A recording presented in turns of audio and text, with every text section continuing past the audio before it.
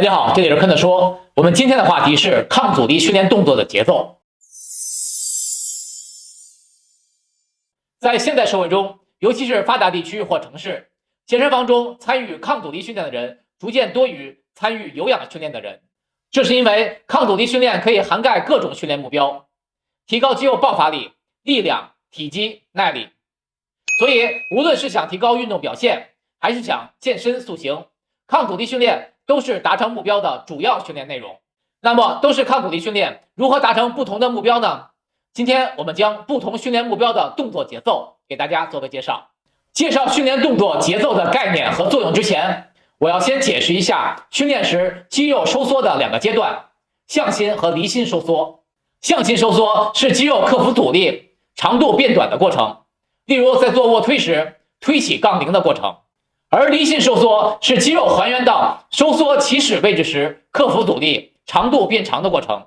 例如做卧推时杠铃下降的过程。一个向心收缩和一个离心收缩组合成一次训练动作，当然有时二者的顺序也会颠倒，例如在做杠铃深蹲时，先做下蹲后做站起，也就是先做离心收缩后做向心收缩。关于这两个重要的概念，希望大家去看我发过的相关视频详细了解。搞清了这两个概念，我们来看一下训练动作的节奏。抗阻力训练动作的节奏是指在执行训练动作的过程中，肌肉向心收缩和离心收缩的速度和顺序，其中包括肌肉提升和降低阻力时的速度，还有二者在转换时的暂停时间。在这个定义中，提取的关键要素就是肌肉向心收缩的速度、向心及离心转换的时间、肌肉离心收缩的速度。可见节奏就是通过不同的速度表现出来的，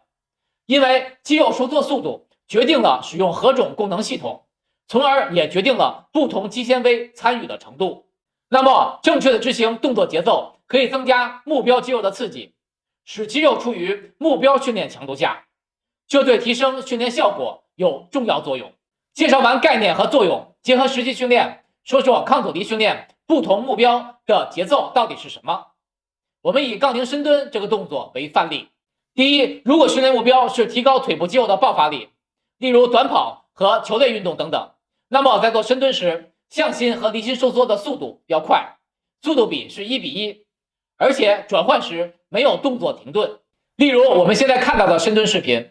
当然，爆发力训练要使用较大的重量，这样的节奏适合运动员在比赛时利用力量和速度的优势赢得时间，这就是天下武功唯快不破的道理。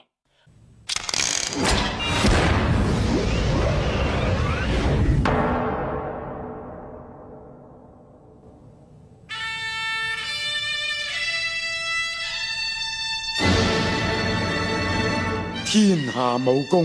无坚不破，唯快不破。第二，如果你的训练目标是提高腿部肌肉的绝对力量，例如力量举项目，那么在做深蹲时，向心收缩的速度要慢。注意，这里所指的慢并不是有意放慢速度，而是肌肉发力时有一个积攒力量的过程。这是因为慢速的肌肉收缩可以给神经系统一个时间来调动更多的肌纤维参与发力。如果速度快，神经系统没有足够的时间募集更多的肌纤维参与，力量表现就会降低。肌肉离心收缩的速度要适中，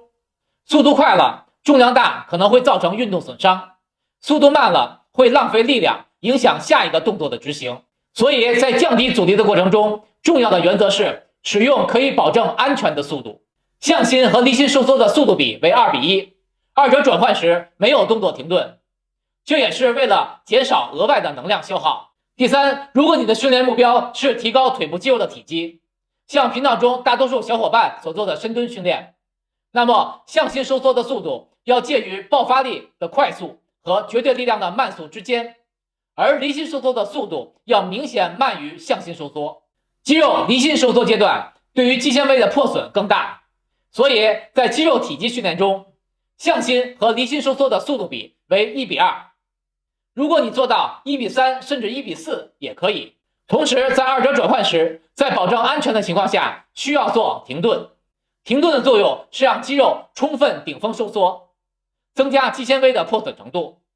训练效果会更明显。第四，如果你的训练目标是提高腿部肌肉的耐力，例如长跑、自行车项目，那么在做深蹲时，向心和离心收缩的速度要保持连续和均匀，速度比为1:1，二者转换时没有动作停顿。特别注意不要使用快速，因为快速意味着肌肉能量消耗的增加，这样不利于肌肉长时间运动。4种抗阻力训练的节奏讲完了，再讲一个特殊情况。初级训练者或者接触到一个新的训练动作时，训练的节奏有所区别。因为刚接触一个训练动作时，重要的是要掌握正确的动作标准，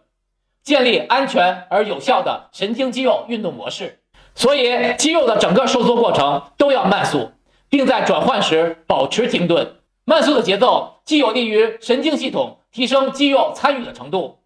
又给他们一个学习和熟悉的过程，还可以避免出现运动损伤。一旦熟练掌握了这个节奏，就要根据你的训练目标执行应有的节奏。通过以上的讲解可以发现，训练一定要符合我常讲的专项性原则。当抗阻力训练的目标为增加运动表现时，例如提高肌肉爆发力、力量和耐力，训练动作执行的节奏要和参与的比赛项目类似，这样才能建立一个正确的神经肌肉运动模式，将平时训练的效果表现为运动成绩。但是在以肌肉体积为训练目标时，训练动作的模式既不符合日常生活的需求，又不符合运动表现的需求，所以只做肌肉体积训练的人，平时的行为举止会表现得怪怪的，因为你每天都在用一种非正常人类的模式训练自己。好了，没想到讲到这里，黑了一把我们这些热爱肌肉的人。没关系，大家高兴就好。希望今天的话题可以帮到你，谢谢大家的观看，我们下次再见。